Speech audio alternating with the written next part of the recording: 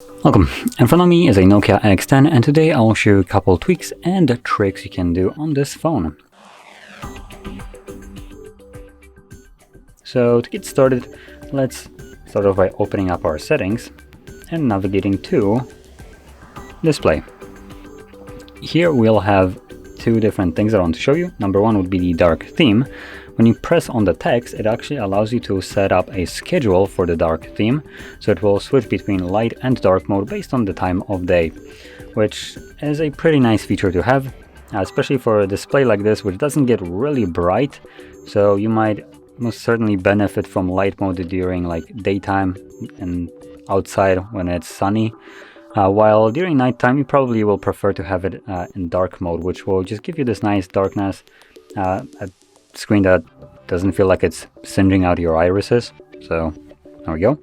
And obviously, if you want to, you can flip it to be permanently in dark mode or light mode by switching it right here. Now moving on to the next thing, and here it's going to be the where is it? Display size. There we go. So this allows you to change how big everything is on the display. Now this here shows only text, or I guess icons too if we flip to the sides, and also settings. So you can make it smaller if you want to, or as you can see, it also changes the text right here and just everything, even the little bar at the bottom, or you can just make it absolutely humongous. So there we go. Now this setting would be probably best for people that are visually impaired, but also it's not the only thing you could change if you have problems with reading things on your device. So you can change this, but what I would recommend actually doing is starting off by changing the font size. So here you can change just the font and then move over to display size.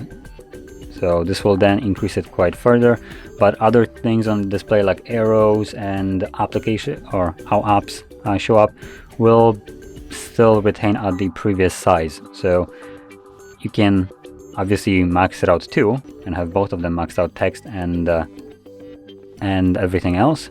But as you can see, when it comes down to things like messages, it becomes really like crammed, where not much is showing on a message.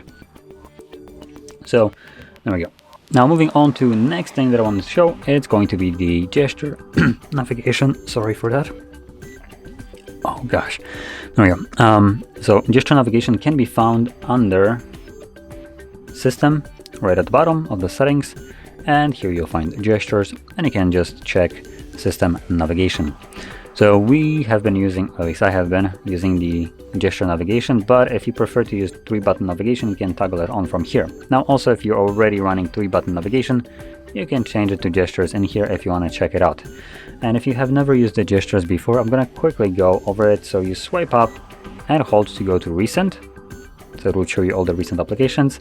Swipe up and just a quick swipe up will take you home. And if you are in some kind of app or anything, you can use the swipe from either side to go back. As you can see, it shows up the arrow, though when I swipe it back, it does cancel it, because if I just do this, it closes it out anyway. So pretty nice way to navigate through the device. I personally really like it. Now, another thing that you can find under System Gestures would be the Google Assistant button right here.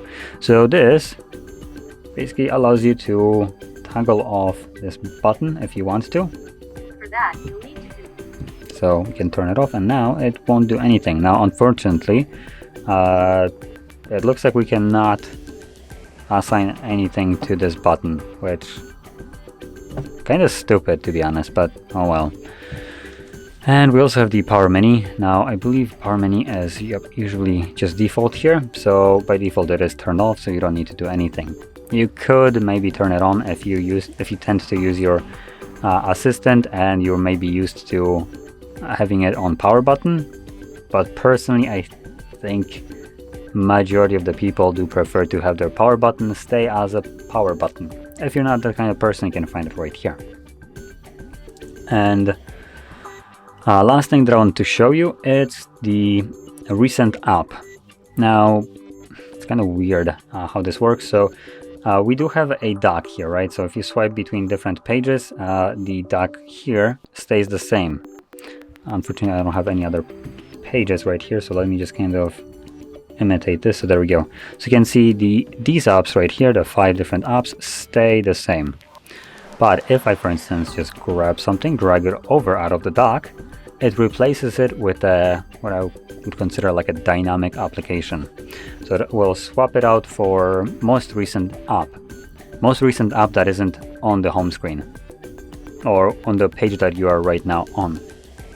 So let's just say right now it's Chrome, so if I open up something like Netflix, as you can see, it now switched to Netflix. And this will continuously swap to different applications that you use. You can also remove all the apps from the dock, and this will then obviously create more of these dynamic apps that will keep on swapping to most recent applications. So you can have like a bunch of dynamic applications that show up here based on your last used applications. But anyway, with that being said, this would conclude all the tweaks and tricks that I wanted to show you. So if you found this very helpful, don't forget to hit like, subscribe, and thanks for watching.